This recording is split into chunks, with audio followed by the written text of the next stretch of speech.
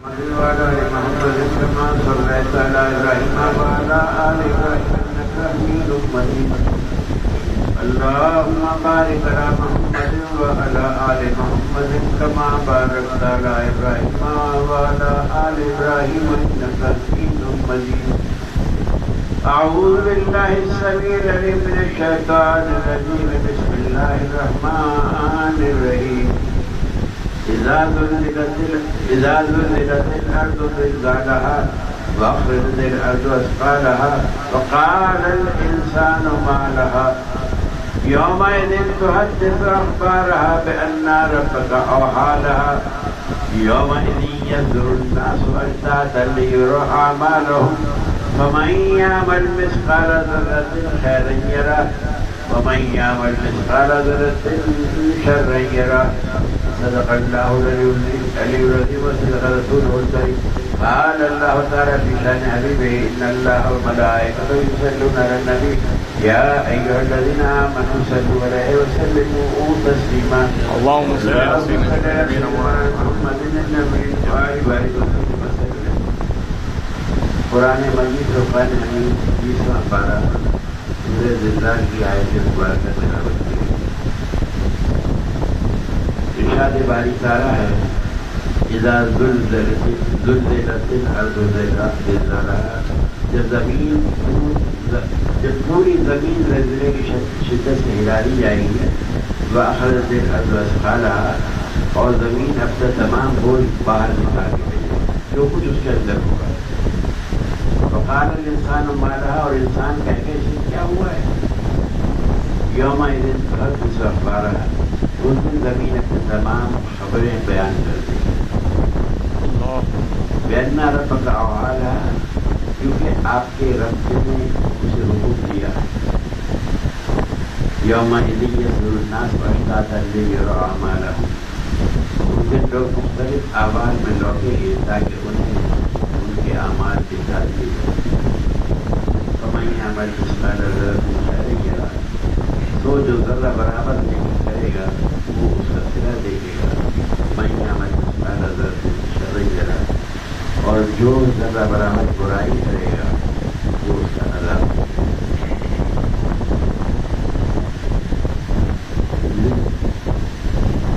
زلزال کے معنی ہے اونچال گرا دینا.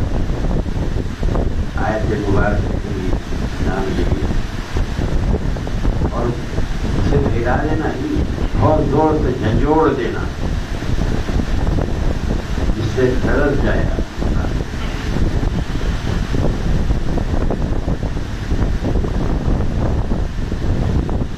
امام ابو منصور ماتری کی حنفی نے رتب کیا کہ آیت ایک سوال کا جواب ہے. سوال یہ ہے کہ لوگوں نے کہا جس قیامت سے ہمیں ڈرایا جا رہا ہے وہ کب آئے. اس کے جواب میں اللہ نے کی آیت مبارکہ ہے جب زمین پوری شدت سے ہلا دی جائے گی اور اونچے اونچے پہاڑ زمین ٹھوس ہو جائے گی اور زمین کہیں بھی اونچی نیچی نہیں رہے گی. جیسے بالکل آپ کو یہ فرش دیکھتا ہے بالکل ایک ہی ہو جائے گی کپاٹ. اسی لیے قرآن شریف نے سورہ طٰہٰ میں بھی عرض کیا ہے تو فرمایا اللہ نے بس وہ زمین کو بالکل غبار صاف میدان کر دے گا جس میں اے مخاطب نہ تو کوئی کٹیے ہوا دیکھیں اور نہ اونچی چھوڑی. وہ ایسی سپاٹ زمین ہوگی کہ اس میں جو ذرہ برابر آپ کو اونچائی سے کوئی نظر نہیں آئے گا. اور یہ فرمایا اللہ نے کہ زمین اپنا تمام بوجھ باہر نکال دے گی. تو یہ سورہ شقاق میں بھی ایک جگہ آیا ہے. نبی کریم نے فرمایا ہے کہ فَإِذَا الْأَرْضُ مُدَّتْ وَأَلْقَتْ مَا فِيهَا وَتَخَلَّتْ. اور جب زمین پھیلا دی جائے گی اور اس کے اندر جو کچھ ہے اس کو باہر نکال دے گی اور خالی ہو جائے گی.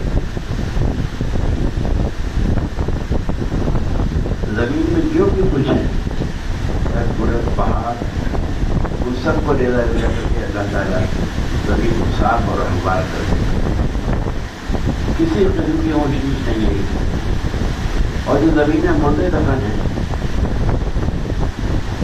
ابھی تو تبدیل کرتے ہی جانا ہے، پہلے باوجود ہوتے ہو جائیں گے. تو زمینیں جو مردے دفن ہیں وہ سب زندہ ہو کر باہر، اور زمین میں جو خزانے ہیں ان کو باہر نکال کر خالی ہو جائے گی. نہ سونا ہوگا، نہ چاندی ہوگی، نہ سنگر ہوگا، زمین زمین کے ساتھ.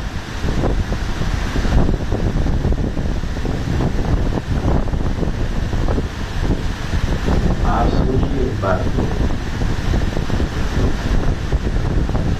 کیونکہ کیا وقت ہوگا جیسا آقا نامدار صلی اللہ علیہ وسلم نے فرمایا کہ سونے چاندی کے ستونوں کی اس زمین میں اپنے جگر کے ٹکڑے پر قاتل ان کو دیکھ کر کہے گا علم کی وجہ سے میں نے قتل کیا. رشتہ توڑنے والا کہے گا علم کی وجہ سے میں نے آپس میں قتل ڈالا. چور ان کے دیکھ کے کہے گا اسی وجہ سے میرا حال کر لگے گا. یہ سب اس مال کو چھوڑ دیں گے اور کوئی اس میں سے کچھ نہیں ہے.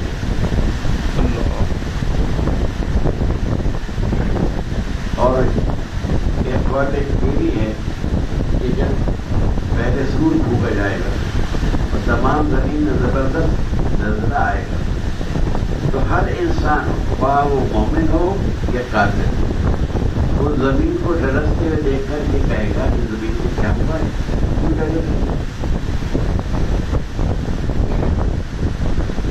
یعنی زمین کے اوپر جو کچھ نیک اور برے اعمال ہیں اسے زمین اپنے خبر دے گی.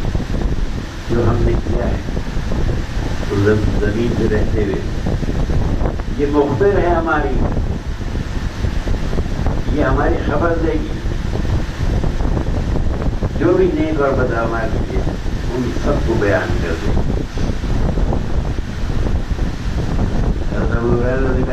کہتے کہ رسول کریم سب کی آیت کو تلاوت کرنے کے بعد فرمایا کیا تم جانتے ہو کہ زمین کیا خبر دے گی؟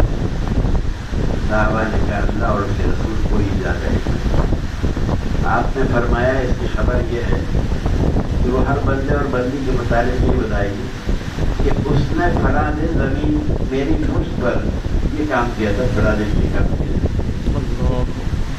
تو زمین کی پشت بھی رہتی ہے نا. تو یہ ہمارے ہر قدم کا یہ حساب ہے. جس نے فلاں دن میرے اس پہ یہ کام کیا تھا، فلاں دن یہ کام کیا.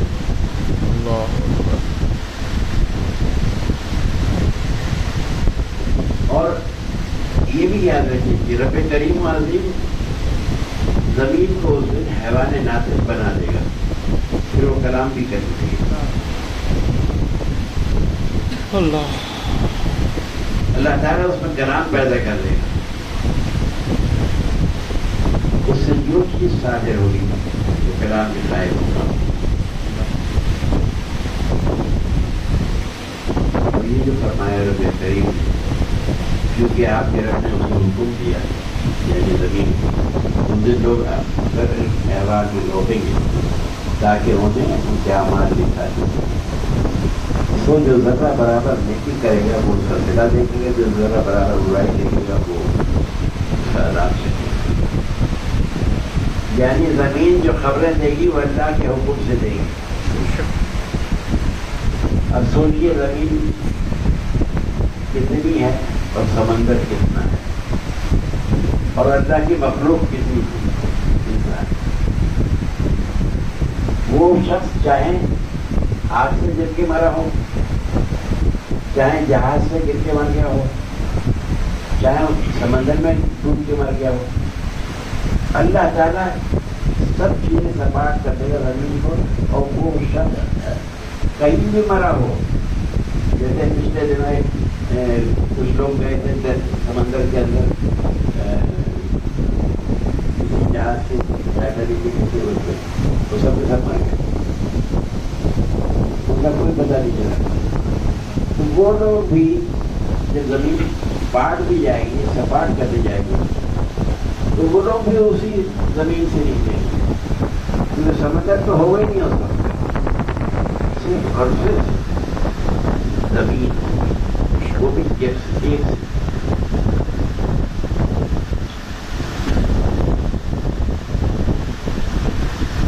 تو اس دن یہ زمین جو ہے وہ چاند جب اس میں آئے گا اور زمین اپنا بوجھ ڈالے گی. بوجھ کیا ہے؟ ہم اس میں جائیں گے رکھے جائیں گے بوجھ تو ہے نا, اور زندہ ہیں رہ رہے ہیں تو بھی بوجھ ہے. تو جب اپنا بوجھ نکالے گی اور زمین جو خبر دے گی کہ اے رب کریم میری خوش پر بڑا فلاں نہیں کی گئی, بڑا فلاں برائی کی گئی,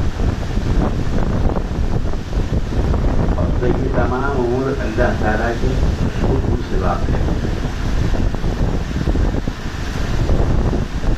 اس دن لوگ مختلف تہوار میں ہوتے ہیں تاکہ ان کے اعمال نکالے,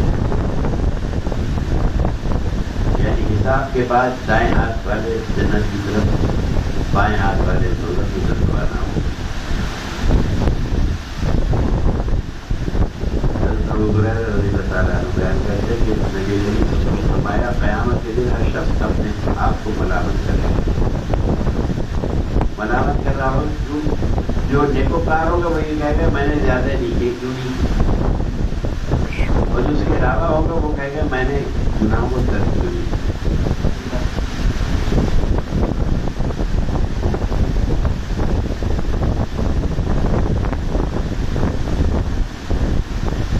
اور یہ بھی فرمایا کہ ذرا برابر بھی نہیں ہوگی تو ذرا برابر برائی ہوگی تو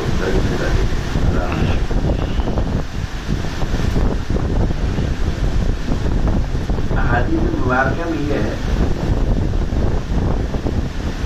جو شخص ذرے کے برابر بھی کوئی نیک کام کرے گا اس کو اس کی زندگی کا اجر ملے گا, اس کو آخرت میں کوئی اجر نہیں ملے گا جو برا کام کرے. احادیث میں یہ بھی آیا ہے کہ ذرے کا کوئی وزن نہیں ہے, ڈولا ماشا رسی کوئی وزن نہیں ہے. اس لیے کہا جاتا ہے کہ اللہ تعالیٰ ابن آدم کے کسی عمل سے غافل نہیں ہے, خواہ وہ عمل صغیر ہو یا کبیرہ ہو. جیسے سورہ نساء میں رب کریم نے فرمایا ان اللہ لا یظلم مثقال ذرہ, بے شک اللہ ذرہ برابر بھی کسی پر ظلم نہیں کرا. بعض اہل لغت نے کہا کہ آدمی زمین پر ہاتھ رکھ کر اٹھایا تو اس ہاتھ پر جو خاک لگی ہوگی وہ ذرہ ہے.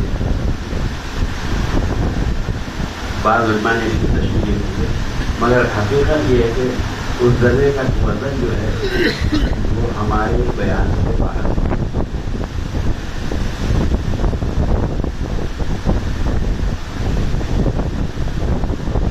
سیدنا انس رضی اللہ عنہ فرماتے ہیں کہ سرکار رسالت پر سب نبی نارے ہوئی کیا ہے کہ حضرت ابو بکر کھانا کھا رہے ہیں, وہ کھانے سے رکے, کہنے لگے کیا ہم کو ہمارے اچھے اور برے عمل کو پتہ نہیں ہے. آپ نے فرمایا جو ناگوار چیزیں دیکھتے ہو وہ تمہاری ذرہ برابر برائی کا بدلہ ہے, اور تمہاری ذرہ برابر چیزیں کو آخرت کے لیے ذخیرہ کر دیا جائے گا حتیٰ کہ قیامت کے دن تم سے خبر کر دیں. عزیزان محترم, بس صورتحال یہ ہے کہ یہ سبق ہے ہمارے لیے اور آپ کے لیے. قرآن مجید پڑھتے ہیں اور اس سے ایسا نہیں ہے. کیا کوئی بتا سکتا ہے کہ ہر شخص سے اس کتاب کو پڑھتے وقت کبھی زندگی میں احتیاج پیدا ہوا بدلتے خوف محسوس ہوا؟ نہیں. اس لیے کہ ہم تو دوتے ہیں وہ والے جو کہتے ہیں مٹھو بیٹے چوری کھائے گا, مٹھو بیٹے چوری کھائے گا, ایسے ہم نے آئے تھے. اس لیے نماز میں خشوع بھی نہیں ہو پاتا. نماز ہے وہ چیز پیدا نہیں ہوتی. اور ایک اور چیز، اگر آپ کو اللہ پہ اور قیامت پہ یقین ہے اور آپ نماز پڑھ رہے ہوں اور یہ سوچیں ہو سکتا ہے یہ میری آخری نماز ہے، کبھی سوچ سکیں مجھے بتائیں کتنے لوگوں نے سوچا اب جو نماز پڑھ رہا ہوں فجر کی، ظہر کی، مغرب کی، کوئی بھی تعلق نہیں، اس کے بعد پتہ نہیں ملے نہ ملے، میری ہو سکتا ہے آخری نماز. ذرا یہ تصور کر کے کبھی نماز ادا کریں تو آپ کو احساس ہوگا کہ خوف کیا ہوتا ہے، رب کا خوف. اللہ ہمیں دنیا کا خوف تو آ جاتا ہے، یار وہ پکڑ کے لے جائے گا، وہ ڈالا آ جائے گا، پولیس لے جائے گی، کمیشنر لے جائے گا، فوجی لے جائے گا. اللہ کا خوف نہیں آتا کہ وہ پکڑے گا اور جس کو عذاب ملنا ہے وہ عذاب میں جائے گا. مسلمانوں کو عذاب ضرور ملے گا، یاد رکھیے، ان کے برے اعمال کا عذاب، مگر جب وہ نکالے جائیں گے دوزخ سے سرکار محمد صلی اللہ علیہ وسلم کی سفارش سے، تو ان کے ماتھے پہ لکھا ہوگا یہ دوزخی تھی.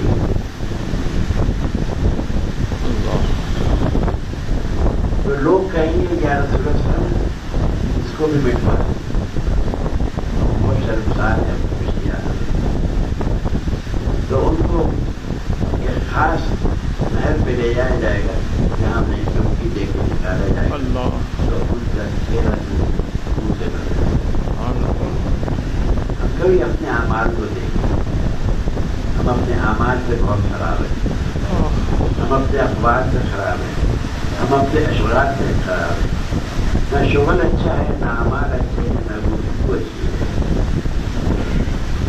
یا ہم برائی کریں گے پیچھے لوگوں کی، یا کوئی نفس کی خواہش پیدا کر دیں گے کہ آج ہمیں یہ چیز حاصل ہو جائے، کل ہمیں وہ چیز حاصل ہو جائے، اس طرح چلوں تو یہ مل جائے گا، اس طرح چلوں تو یہ مل جائے گا.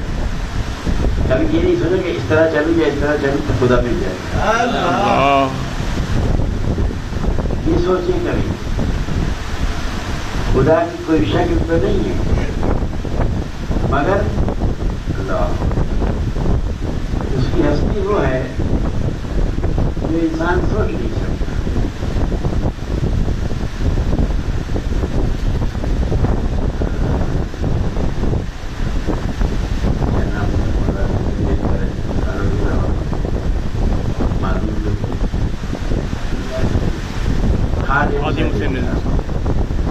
انہوں نے ایک واقعہ سنایا کہ ایک شخص تھا، مسلمان ہو گیا، انگریز تھا، تو تبلیغ والوں کے ہاتھ تک گیا. تو کہتے ہیں یہ شیخ ہے، وہ شیخ ہے، وہ شیخ ہے، وہ شیخ. اس نے کہا یہ بتاؤ کہ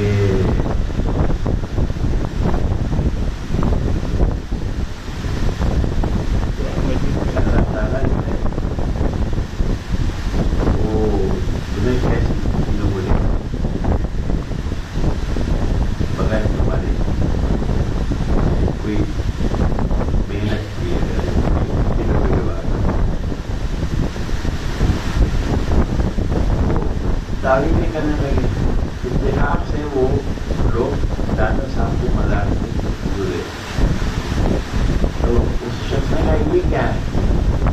انہوں نے یہ مزار ہے اور یہاں پہ یہ میں تو جاؤں گا.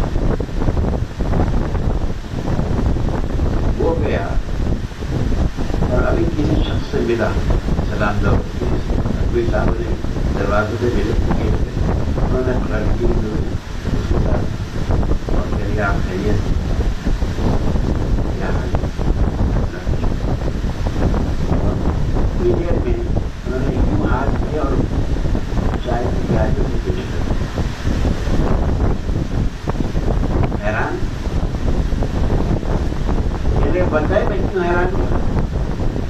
یہ چائے کی جو کپ ہے یہ پاکستان میں نہیں ہے، یہ ہندوستان میں نہیں ہے، یہ میرے گھر کی پیاری ہے جو ہے. تو اللہ کی قدرت کچھ بھی کر سکتی ہے. اس کی قدرت سے یہ نہ سوچے کہ کوئی کام نہیں. وہ خالق ہے, حکمت والا ہے. یاد رکھیں بزرگان کرام کوئی بھی ہو بزرگ, چاہے آپ اس کو مانتے ہوں یا نہ مانتے ہوں, علت کو شاہی نہ کہ آپ کی بھی مقرر ہو جائے گی. اور اللہ تعالیٰ کی دعا ہے کہ وہ ہمیں اپنے بھی مقرر رہے اس کتاب مقدس کو صحیح طریقے سے سمجھنے کی اور اس پر عمل کرنے کی توفیق نصیب فرمائے. وما علینا الا البلاغ.